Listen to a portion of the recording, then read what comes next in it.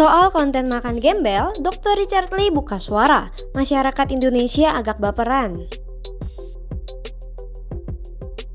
Dr. Richard Lee kembali disorot gara-gara konten terbarunya di Instagram dan TikTok. Ia dianggap merendahkan orang yang suka makan di pinggir jalan dengan sebutan gembel.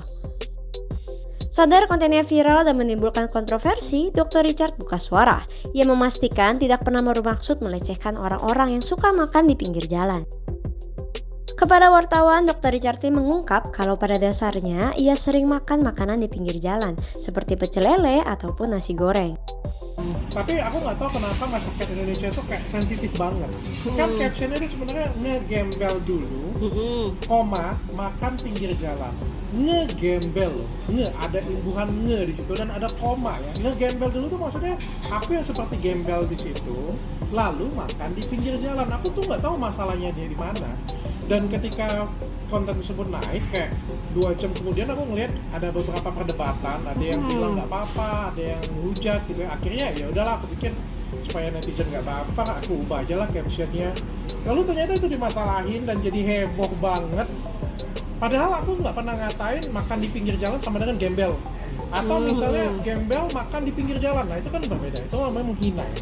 Ini nih aku yang harus sekolahnya harus ditambah atau apa sih, aku nggak paham dah sumpah. Kita kan sering ya, kalau misalnya kita ngeliat konotasi itu kan kita sering banget ya, kita kayak gembel ya hari ini ya. Itu tuh jokes ringan banget yang nggak harus diseriusin menurutku. Kayak kita kan sering keluar jalan-jalan ya, kita kayak gembel ya berdua ya karena pakai sendal jepit misalnya kayak gitu. Itu kan jokes ringan aja, aku nggak paham kenapa kayak mudah terprovokasi. Aku nggak klarifikasi, by the way, aku nggak klarifikasi, aku cuma menjelaskan sih kan, tetap kasih edukasi tentang kalimat bahasa Indonesia yang baik dan benar ya. Aku nggak mau klarifikasi karena menurutku juga aku nggak salah. Aku juga nggak perlu minta maaf karena menurutku dari kalimatku juga nggak ada yang salah, jadi aku nggak perlu minta maaf ke arah sana. Bagaimana menurut kalian Hoppers? Jangan lupa tulis pendapat kamu di kolom komentar ya.